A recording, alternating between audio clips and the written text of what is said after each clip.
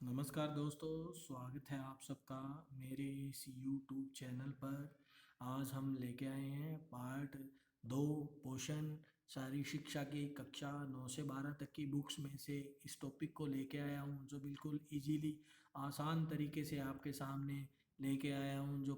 जो भी PTI second grade, third grade, first grade में इजी क्वेश्चन, बिल्कुल बेसिक जीरो लेवल पे जो क्वेश्चन पूछे जाते हैं, इन्हीं टॉपिक्स में से पूछे जाते हैं, क्योंकि ये एनसीईआरटी, सीबीएसई, आरबीएसई की बुक्स में से टॉपिक उठा के लेके आया हूँ।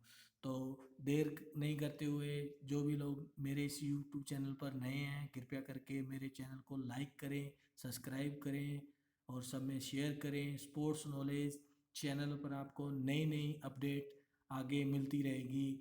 तो पोषण दो प्रकार का होता है: कार्य के आधार पर पोषक तत्व, रासायनिक आधार पर पोषक तत्व। कार्य के आधार पर यह 3 प्रकार का होता है: ऊर्जा या शक्ति प्रदान करने वाले तत्व, दूसरा प्रोटीन, प्रोटीन शरीर का निर्माण करते हैं, और तीसरा शरीर की रक्षा करने वाले। दूसरा पोषण तत्व, रासायनिक आधार पर पोषक तत्व 2 प्रकार के होते हैं: कार्बनिक पोषक तत्व, अकार्बनिक पोषक तत्व। कार्बनिक पोषक तत्व कौन कौन से होते हैं? कार्बोहाइड्रेट, प्रोटीन, वसा, विटामिन। और अकार्बनिक पोषक तत्व होते हैं खनिज लवण। जो भी खनिज लवण है वो सब अकार्बनिक, और जो कार्बोहाइड्रेट, प्रोटीन, वसा, विटामिन कार्बनिक हैं।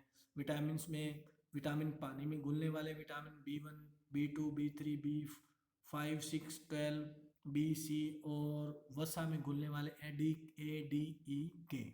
जल, मानव शरीर में 2/3 भाग से अधिक जल होता है। शरीर में 75% जल और 20% प्रोटीन और 5% अन्य होते हैं। नोट लगा लगा हुआ है, आप देख सकते हैं। कृपाल सिंह कुश्ती का खिलाड़ी 1968 ओलंपिक मैक्सिको ओलंपिक में डोप टेस्ट में पकड़ा गया।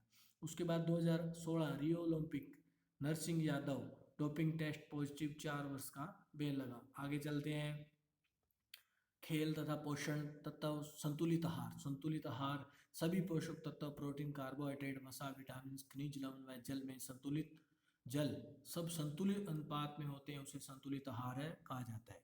प्रोटीन, वसा व कार्बोहाइड्रेट का अनुपात 1:1:4 होता है। ये क्वेश्चन इस तरह से भी आ जाते हैं कि भोजन में प्रोटीन, वसा और कार्बोहाइड्रेट का क्या अनुपात होता है, तो अपन को बताना होता है कि 1:1:4।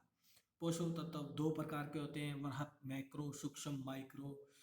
वृहत कार्बोहाइड्रेट, प्रोटीन, वसा और पानी। सूक्ष्म माइक्रो, यह रासायनिक प्रक्रियाओं को घटित करने में सहायक होते हैं।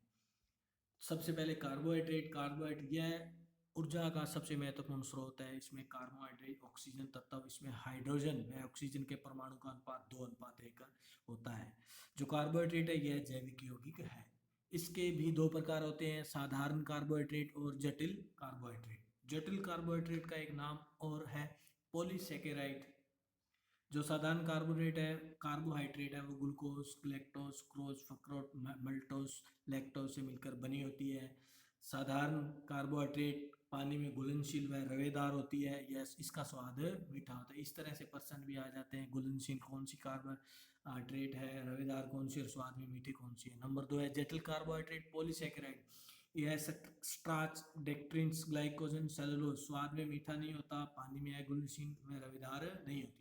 Number 2 protein. Protein carbon, hydrogen, oxygen, nitrogen व कभी कभी सल्फर तत्वों से बनता है। प्रोटीन के अणु काफी बड़े होते हैं। प्रोटीन रक्त में नहीं मिलता, यह अमीनो एसिड में बदलता है। प्रोटीन हमेशा अमीनो एसिड में बदलता है। 23 प्रकार के अमीनो एसिड शरीर में होते हैं, जिनमें से 9 अमीनो आहार में होते हैं, बाकी अपन बाहर से लेते हैं या बॉडी खुद बनाती है। अमीनो एसिड एंटीबॉडीज बनाते हैं। शरीर के भार के प्रति पाउंड के अनुसार केवल 0.36 ग्राम प्रोटीन की आवश्यकता शरीर को होती है। प्रोटीन की कमी से मैरामस और क्वाशिका रोग हो जाते हैं। नंबर 3 वसा। वसा कार्बन, ऑक्सीजन व हाइड्रोजन नामक तत्वों से बनी होती है। इनका जो परसेंटेज होता है 76, 12 व 12 होता है। कोमल अंगों की सुरक्षा करती है, शरीर को गर्म रखती है। वसा यह हार्मोन्स के उत्पादन में सहायक होती है। ये छोटी छोटी लाइनें हार्मोन्स के उत्पादन में, शरीर को गर्म रखने में, यही क्वेश्चन आते हैं थर्ड ग्रेड, सेकंड ग्रेड में। वसा के 3 प्रकार: सैचुराइड वसा, पॉली अनसैचुराइड वसा, मोनो अनसैचुराइड वसा। सैचुराइड वसा हृदय रोग, कोलेस्ट्रॉल को बढ़ाती है, यह फास्ट फूड में अधिक होती है। पॉली अनसैचुराइड वसा यह अच्छी वसा है। मोनो अनसैचुराइड वसा वसा रक्त में कोलेस्ट्रॉल को कम करती है। पानी एक यौगिक है, इसमें 2:1 हाइड्रोजन तथा ऑक्सीजन तत्वों से बना होता है। रक्त में 90% पानी होता है। नंबर 2, सूक्ष्म माइक्रो पोषक तत्व, खनिज व विटामिन। खनिज हमारे शरीर में 4% खनिज से शरीर बना होता है। खनिज कैल्शियम रक्त को थक्का बनाने में, विटामिन डी वगैरह मिलती है। और आयोडीन थायरोक्सिन हार्मोन्स की वृद्धि व विकास करता है। लोहा हीमोग्लोबिन के उत्पादन के लिए आवश्यक है, इसकी कमी से रक्तहीनता हो जाती है। क्रोमियम की कमी से मधुमेह होता है। कोबाल्ट रक्तहीनता से बचाव करता है। विटामिन सी या रसायन होते हैं, यह 2 प्रकार के होते हैं, जल में घुलनशील और जल में वसा में घुलनशील। जल में बाकी सभी और वसा में डी। छोटा सा याद रखने का तरीका ये है। अब चलते हैं विटामिन ए। यह प्रथम विटामिन था, इसकी खोज 1913 मैकलम ने की थी। यह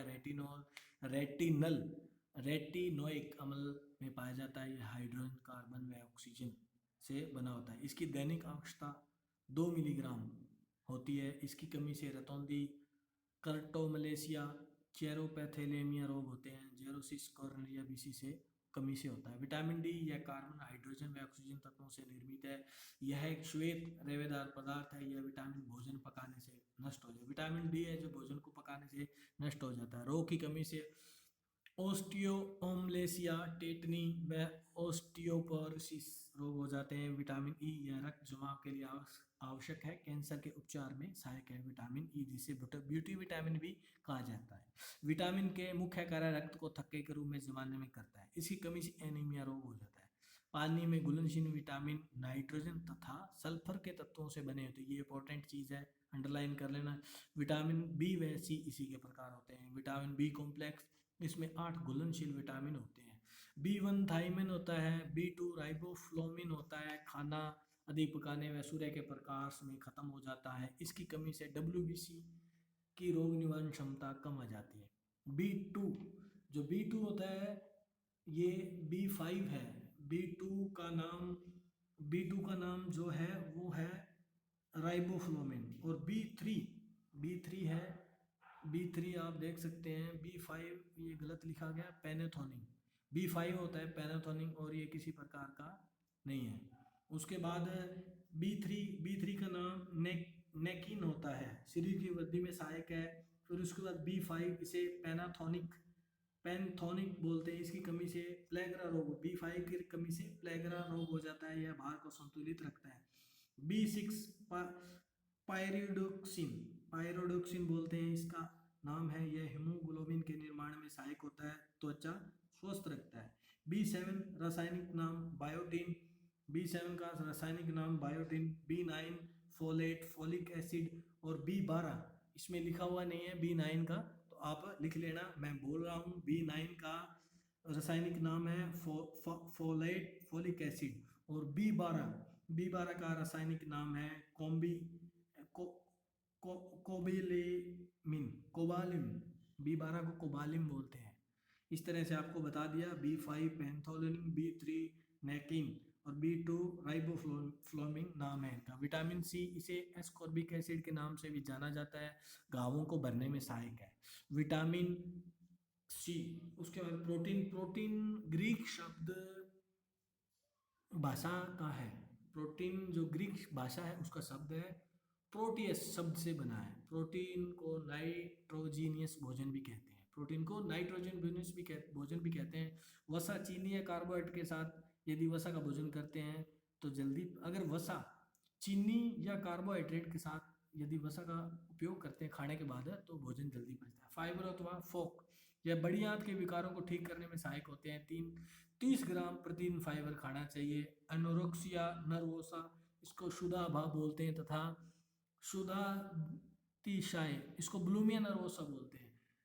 एनोरेक्सिया नर्वोसा भोजन कम खाना, यह 2 प्रकार का, सीमित क्षुधा, कम कैलोरी कम करना, परिचयकरण उल्टी करना। और जो बुलिमिया नर्वोसा है यह अधिक खाना खाने के बाद भार बढ़ने के डर से उल्टी करना। इसमें 2 प्रकार, रेचक अति क्षुधा, बार बार उल्टी करना, गैर रेचक अति क्षुधा, कम खाना।